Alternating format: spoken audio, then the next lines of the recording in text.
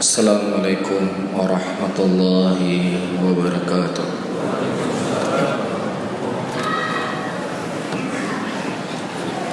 Allahu Akbar, Allahu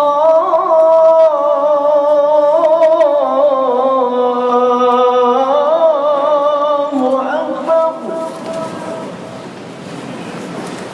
Innal hamdalillah nahmaduhu ta'ala wa nasta'inuhu wa nastaghfiruh wa na'udzu billahi min shururi anfusina wa min sayyiati a'malina.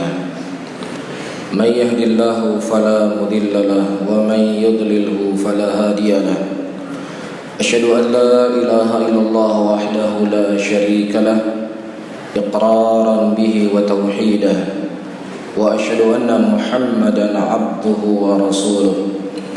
يقول الله تعالى في كتابه الكريم يا أيها الذين آمنوا اتقوا الله حق تقاته ولا تموتن إلا وأنتم مسلمون يا أيها الناس اتقوا ربكم الذي خلقكم من نفس واحدة وخلق منها زوجها وبث منهما رجالا كثيرا ونساء واتقوا الله الذي تساءلون به والأرحام إن الله كان عليكم رقيبا يا أيها الذين آمنوا اتقوا الله وقولوا قولا سديدا يصلح لكم أعمالكم ويغفر لكم ذنوبكم ومن يطع الله ورسوله فقد فاز فوزا عظيما فإن أصدق الحديث كتاب الله وخير الهدي هدي محمد صلى الله عليه وسلم وشر الأمور محدثاتها فإن كل محدثة بدعة وكل بدعة ضلالة وكل ضلالة في النار أعاذنا الله وإياكم من النار. Saudara-saudaraku kaum muslimin, jamaah salat Jumat yang dirahmati oleh Allah tabaraka wa taala, Al-Imam Ahmad, At-Tirmidzi dan juga Ibnu Majah mengeluarkan hadis dari Nabi sallallahu alaihi wasallam yang diriwayatkan dari istri Nabi Muhammad sallallahu alaihi wasallam, Ummu Salamah radhiyallahu taala anha. Kata Ummu Salamah radhiyallahu taala anha, kana Rasulullah sallallahu alaihi wasallam idza asbaha qala Allahumma inni as'aluka ilman nafi'an wa rizqan thayyiban wa amalan mutaqabbalan. Kata istri Nabi sallallahu alaihi wasallam, Rasulullah sallallahu alaihi wasallam ketika di salat subuh beliau berminta dan berdoa kepada Allah Subhanahu wa taala, Allahumma inni as'aluka ilman nafi'an. Ya Allah, aku meminta kepada Engkau ilmu yang bermanfaat, rizqan thayyiban, rezeki yang baik, wa amalan mutaqabbalan, dan amalan yang diterima. Para ulama ketika mensyarah hadis ini mereka menyebutkan kenapa Rasulullah sallallahu alaihi wasallam memulai doa beliau meminta ilmu, kenapa beliau menomorduakan rezeki dan beliau menomortigakan amalan.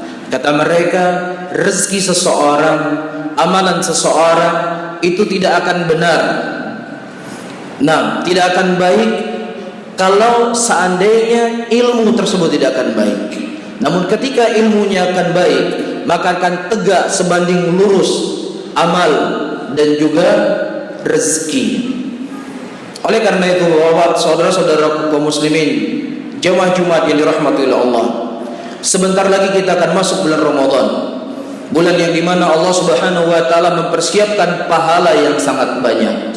Dan tidak ada persiapan yang paling terpenting untuk kita persiapkan diri untuk menyambut bulan Ramadan lebih daripada persiapan ilmu.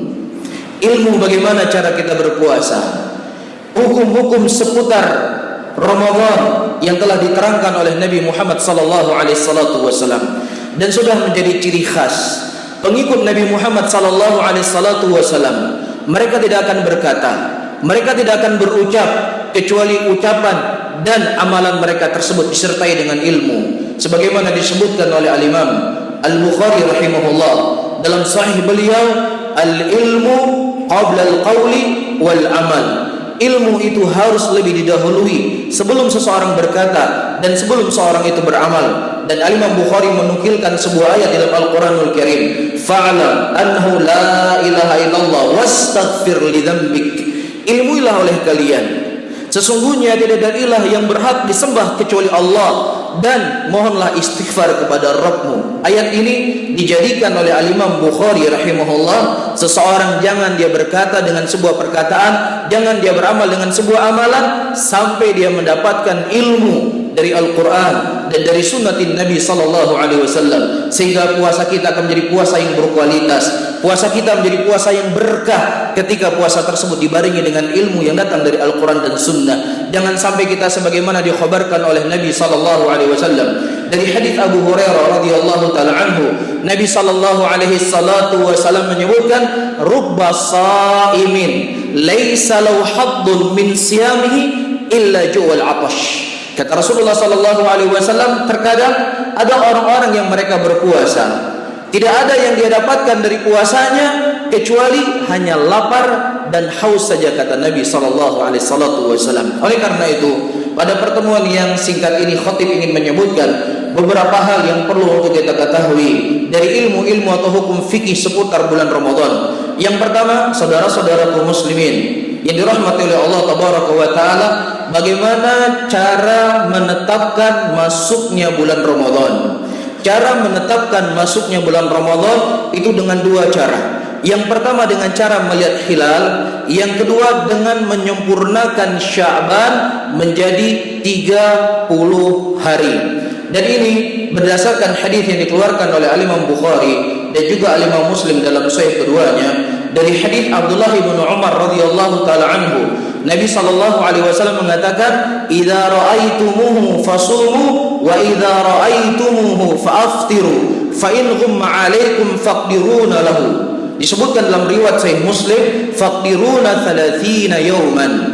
Kata Nabi sallallahu alaihi wasallam, apabila kalian melihat hilal, maka berpuasalah kalian. Dan apabila kalian melihat hilal, maka berbukalah kalian. Dan kalau seandainya kalian tidak mampu melihat hilal, dikarenakan hilal tersebut tertutupi dengan awan ataukah mendung, maka kalian sempurnakan.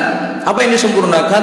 Disebutkan dalam riwayat Sahih Muslim, faqdiruna 30, maka sempurnakanlah Sya'ban menjadi 30 hari.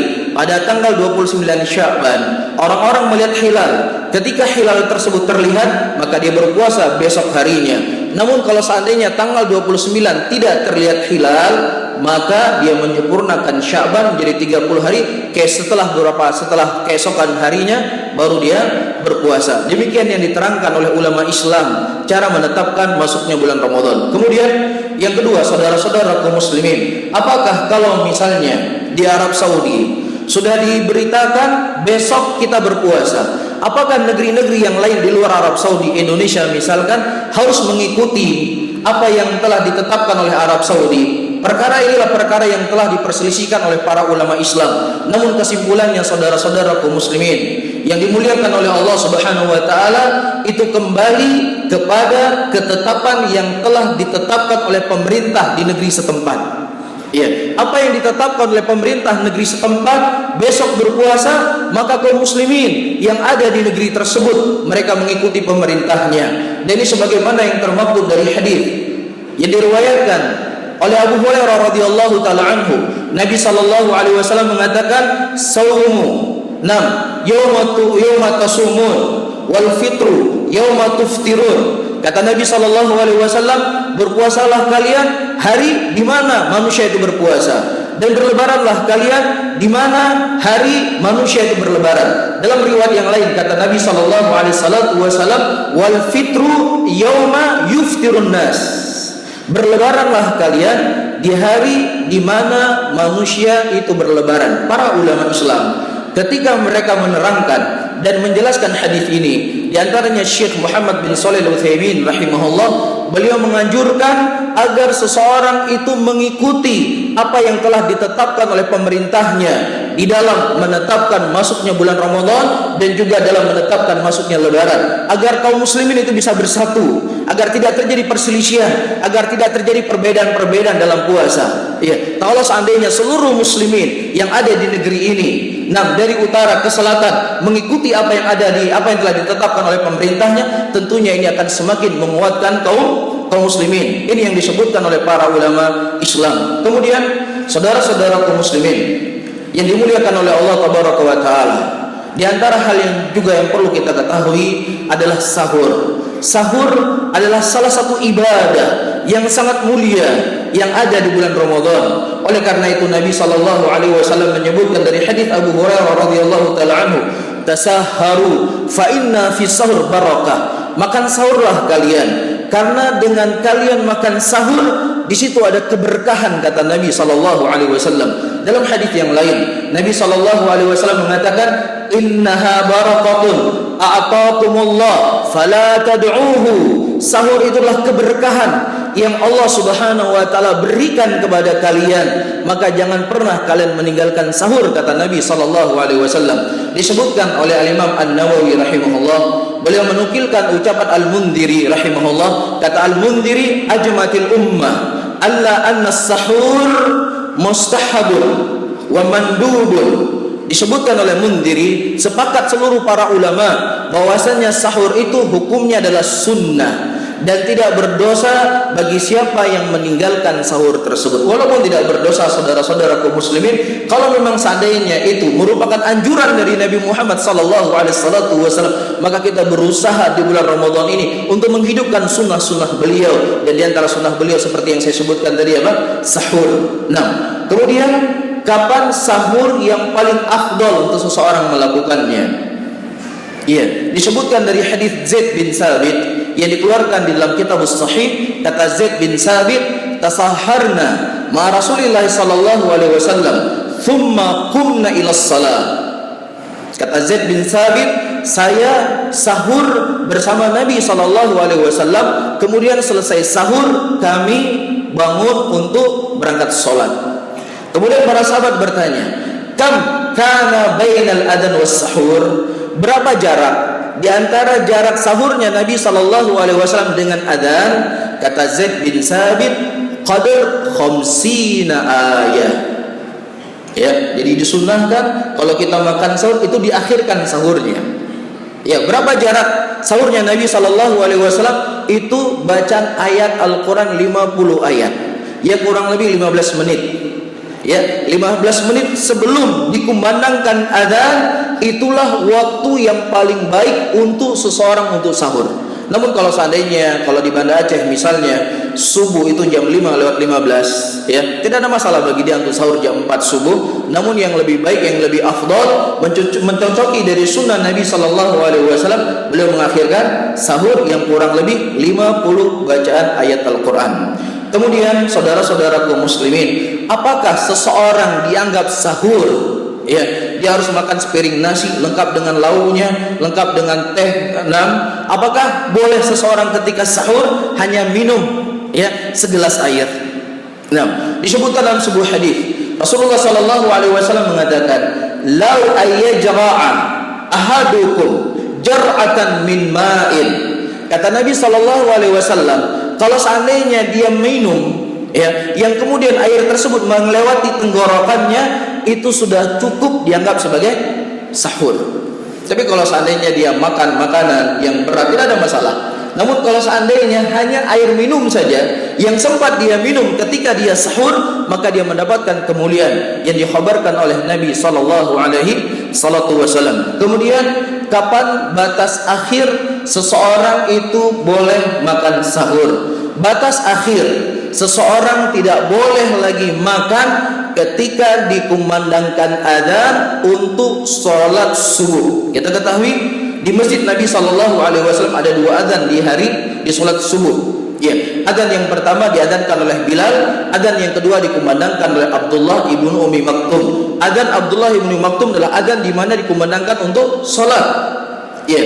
Nah, inilah batas akhir dari seseorang tidak boleh lagi makan ketika dikumandangkan adzan. Nabi sallallahu alaihi wasallam menyebutkan dalam hadisnya, kulu washrabu hatta tasma'u adzan Abdullah ibnu Ummi Maktum. Kata Nabi SAW, kalian masih boleh makan, kalian masih boleh minum, ya, sampai kalian mendengar adzannya Abdullah ibnu Ummi Maktum. Ya, tentunya kita kembali kepada masa sekarang. Abdullah ibnu Maktum tidak mungkin lagi adzan sekarang, tapi Rasulullah ingin mengkhabarkan adzan. Ketika sudah dikumandangkan azan di sebuah masjid yang itu merupakan waktu masuknya waktu sholat, maka kita berhentikan untuk makan dan minum. Adapun riwayat hadis yang menyebutkan kalau seandainya makanan masih ada di tangan kita dan muadzin mengumandangkan azan, maka sempurnakanlah makan tersebut. Hadis ini diperselisihkan oleh para ulama hadis, dan yang benar hadis ini tidak sahih dari Nabi sallallahu alaihi wasallam. Yang sahih apa yang disebutkan dalam Sahih Bukhari dan Sahih Muslim, batas seseorang makan dan minum ketika dikumandangkannya suara adzan. Kemudian saudara-saudaraku muslimin, jamaah Jumat yang dirahmati oleh Allah tabaraka wa taala, perkara selanjutnya yang mungkin penting untuk saya sampaikan adalah permasalahan ahlul a'dzar. Siapa saja yang mereka diberikan keringanan untuk boleh tidak berpuasa di bulan Ramadan. Allah Subhanahu wa taala menyebutkan dalam Al-Qur'anul Karim, "Faman kana minkum maridan aw ala safarin fa iddatun min ayamin ukhra." Barang siapa yang seseorang itu sakit atau dalam keadaan safar, maka boleh bagi mereka untuk berbuka puasa dan menggantikan di hari yang lainnya. Al-Imam Nawawi rahimahullah ketika beliau menjelaskan dan menerangkan sakit yang bagaimana yang seseorang boleh berbuka puasa, kata Imam Nawawi rahimahullah, seseorang boleh berbuka puasa, bagi si sakit boleh berbuka puasa apabila sakitnya tersebut membuat beban dan berat ketika dia berpuasa. Tapi kalau seandainya sakitnya tidak membuat berat ketika dia berpuasa, sakit mata misalnya atau cemekam kakinya sakit, tapi sakit ini tidak memberikan pengaruh apapun pada puasanya. Tetapi sakit yang boleh dia berbuka puasa adalah sakit yang memberikan mudarat baginya kalau dia berpuasa. Dan para ulama membagi sakit dibagi menjadi dua. Yang pertama al-marid yurja bur'uh. Yang pertama sakit yang dianggap sembuh penyakitnya. Sakit mah misalnya, ini sakit bisa dianggap sembuh. Demam, penyakit ini bisa dianggap sembuh, atau yang semisalnya. Maka boleh bagi dia berbuka puasa dan keharusan bagi dia menggantikan di hari yang lainnya. Sebagaimana ayat yang saya baca tadi, "Faman kana minkum maridan aw 'ala safarin fa iddatun min ayamin ukhra." Barang siapa yang seseorang sakit atau dalam keadaan safar, boleh bagi dia berbuka puasa dan dia menggantikan di hari yang lainnya. Dan batas akhir seseorang membayar puasanya adalah bulan Sya'ban. Para hadirin yang masih punya hutang puasa, maka segera membayar puasanya, jangan sampai melewati bulan Sya'ban. Sebagaimana hadis yang datang dari Aisyah radhiyallahu taala anha. Kata Aisyah radhiyallahu taala anha, "Kana alayya shaum falam astati an aqdiha illa fi Sya'ban." Kata Aisyah radhiyallahu taala anha, sesungguhnya masih ada hutang bagi saya puasa dan saya tidak mampu untuk membayar puasa kecuali di bulan Sya'ban. Para ulama menyebutkan ini batas akhir. Kalau seandainya seseorang dia menyia-nyiakan waktu yang telah diberikan oleh Allah Subhanahu wa taala, kemudian sampai melewati Ramadan selanjutnya, maka tetap dia membayar puasanya dan dia wajib bertobat kepada Allah Subhanahu wa taala karena telah melewati waktu yang telah diberikan oleh Allah Subhanahu wa taala kepadanya.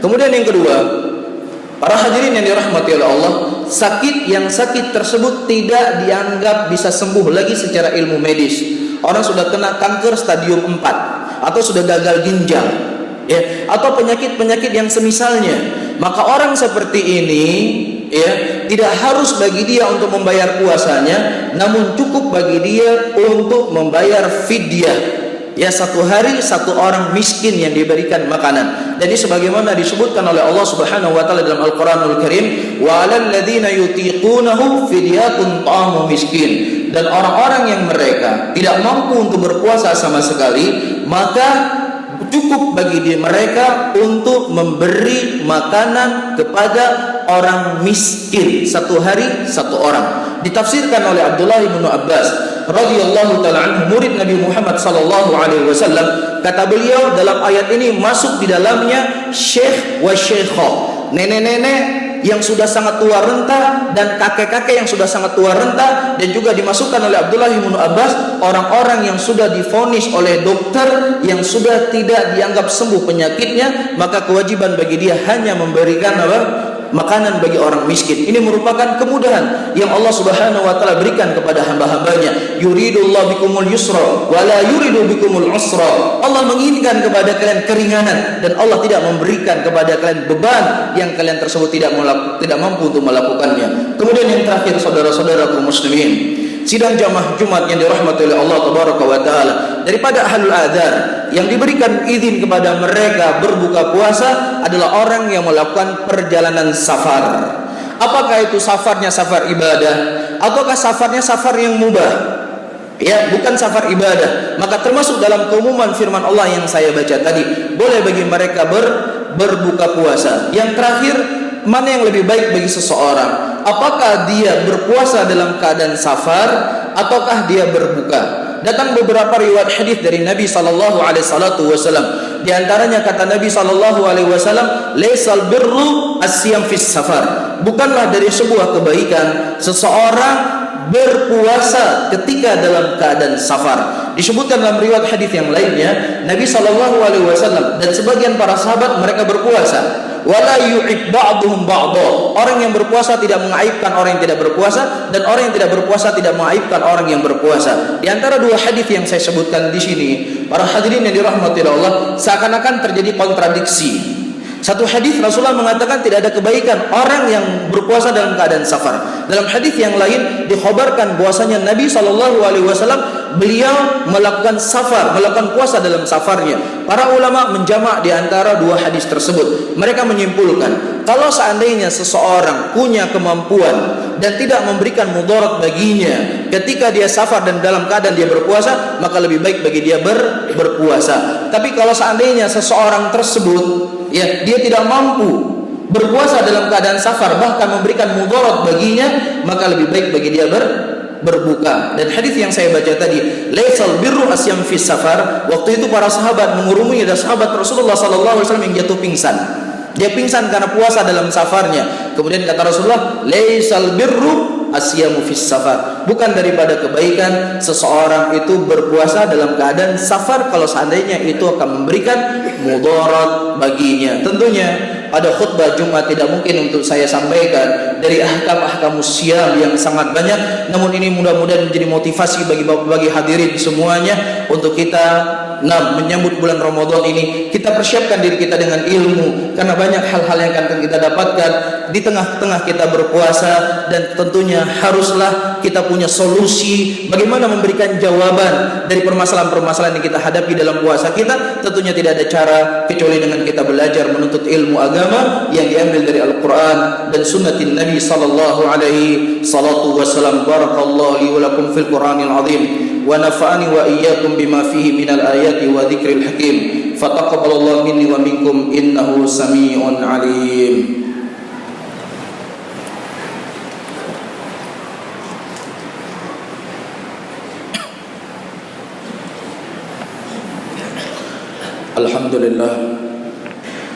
Alhamdulillah hamdan katsiran thayyiban mubarakan fih mubarakan alaih kama yuhibbu rabbuna wa yarda.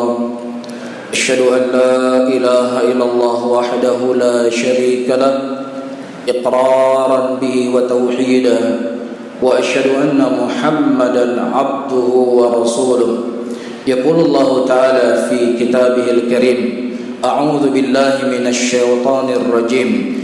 Bismillahirrahmanirrahim. Wal 'asr innal insana lafi khusr illa alladhina amanu wa 'amilus salihati wa tawasaw bil haqq wa tawasaw bis sabr. Innallaha wa malaikatahu yusholluna 'alan nabi ya ayyuhalladhina amanu shallu 'alaihi wa sallimu taslima. Allahumma salli ala Muhammadin wa ala alihi wa ashabihi wa man tabi'um bi ihsanin ila yaumiddin. Allahumma ighfir lil muslimina wal muslimat wal mu'minina wal mu'minat الأحياء والأموات. ربنا آتنا في الدنيا حسنة وفي الآخرة حسنة وقنا عذاب النار. آخر دعوانا وأقيموا الصلاة.